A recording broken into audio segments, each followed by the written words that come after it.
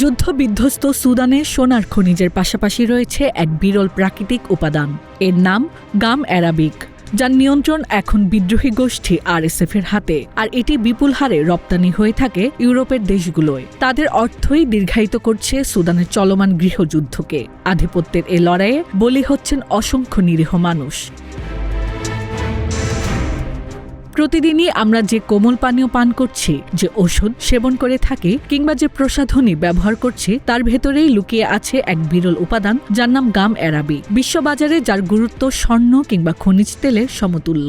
তবে গাছ থেকে সংগ্রহ করা নিরীহ এ প্রাকৃতিক উপাদানটি অর্থদাতা হয়ে দাঁড়িয়েছে সুদানের রক্তক্ষয়ী সংঘাতের। কি এই গাম অ্যারাবিক? এটি হলো একটি প্রাকৃতিক আঠা। অ্যাকেশিয়া সেনেগাল নামের এক ধরনের কাঁটাযুক্ত গাছ থেকে তা সংগ্রহ করা হয়। এই গাছ জন্মায় সাব সাহারান অর্থাৎ আফ্রিকার মধ্যাঞ্চলের বিস্তৃত এক অঞ্চলে। এসব এলাকাকে বলা হয় গাম বেল্ট, আর সুদানকে বলা হয় গাম অ্যারাবিকের হৃদয় ভূমি, কারণ এখানেই পাওয়া যায় বিশ্বের সেরা মানের গাম। প্রাকৃতিক এই আঠাটি গুঁড়ো করে ব্যবহার করা হয় কোমল পানীয়, আইসক্রিম, চকলেট ও কনফেকশনারি পণ্যসহ চুইংগাম এবং কসমেটিক্স, এমনকি রং, আঠা ও ওষুধে। আর সেসব পণ্যের মোড়কে লেখা থাকে গাম অ্যারাবিক E414 অথবা 1414। গাম অ্যারাবিকের বিকল্প খুবই সীমিত। এটি ছাড়া অনেক পানীয় ও খাদ্যপণ্য তাদের গঠন ও স্থায়িত্ব হারাবে। ফলে বিশ্বের প্রায় প্রতিটি বড় খাদ্য ও কসমেটিক ব্র্যান্ড এর উপর নির্ভরশীল। সাব সাহারান আফ্রিকানের এসব অঞ্চলে রয়েছে দুই ধরনের প্রজাতির গাম অ্যারাবিক। উচ্চমান ও সবচেয়ে চাহিদাসম্পন্ন প্রজাতির নাম হাসাব, কম চাহিদাসম্পন্ন অপরটির নাম তালহা। তবে বিশ্বে ব্যবহৃত হাসাব গাম অ্যারাবিকের ৭০ থেকে ৮০% আসে সুদান থেকে। প্রাকৃতিক এই উপাদানটির সমৃদ্ধি সচ্ছল অর্থনীতি বয়ে আনার বদলে সুদানের ভাগ্যে রচিত করেছে দুর্দশার পথ। বহু আগ থেকেই গাম অ্যারাবিকের ওপর কড়া নজর রয়েছে আমেরিকা সহ পশ্চিমা বিশ্বের।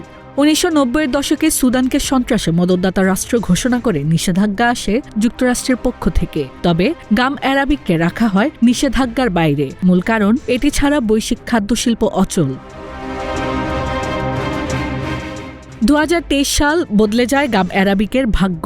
ওই বছর সুদানে শুরু হয় রক্তক্ষয়ী গৃহযুদ্ধ। একদিকে সরকারি সেনাবাহিনী, অন্যদিকে কুখ্যাত আধা সামরিক বাহিনী র্যাপিড সাপোর্ট ফোর্সেস RSF এর মধ্যকার সংঘাত। এতে প্রায় বন্ধ হয়ে পড়ে গাম অ্যারাবিকের রপ্তানি। কিন্তু আশ্চর্যভাবে প্রতিবেশী দেশ চাদ ও দক্ষিণ সুদানে হঠাৎই বেড়ে যায় গাম অ্যারাবিক রপ্তানি। প্রশ্ন ওঠে, এসব দেশগুলোয় এত বিপুল পরিমাণে এই গাম আসছে কোথা থেকে? আন্তর্জাতিক বিভিন্ন মানবাধিকার সংস্থার চালানো তল্লাশিতে উঠে আসে এর উত্তর। জানা যায়, সুদানের অধিকাংশ গাম অ্যারাবিক চোরাই পথে পাচার হচ্ছে দেশের বাইরে, আর RSF এর হাতে যার পুরো নিয়ন্ত্রণ। আর এর অর্থই সুদানে চলমান গৃহযুদ্ধের জ্বালানি। এখন প্রশ্ন, কারা কিনছে এই সংঘাতের গাম? কারাই বা এই বিপুল অর্থের যোগান দিচ্ছে বিদ্রোহী গোষ্ঠী RSF-কে, যে অর্থ দীর্ঘায়িত করছে সুদানের গৃহযুদ্ধকে, বাড়াচ্ছে নিরীহ মানুষের লাশের সারি। ডাচ গবেষণা সংস্থা প্যাক্স এর তথ্য মতে, সুদানের গাম অ্যারাবিকের সবচেয়ে বড় ক্রেতা হল ইউরোপ, বিশেষ করে ফ্রান্স ও জার্মানি। ফলে বলার বাকি থাকছে না, ইউরোপের বাজারের চাহিদাই RSF এর যুদ্ধ তহবিলকে বাঁচিয়ে রাখছে। বিশ্লেষকরা বলছেন, একসময় গাম অ্যারাবিক ছিল সুদানের লাখো মানুষের জীবিকা, কিন্তু টানা কয়েক বছরের গৃহযুদ্ধের কারণে এই খাত এখন অনিরাপদ। যদিও আন্তর্জাতিক বাজারে হাসাবের দাম বাড়লেও স্থানীয় কৃষক ও সংগ্রাহকেরা পাচ্ছেন আগের চেয়ে কম।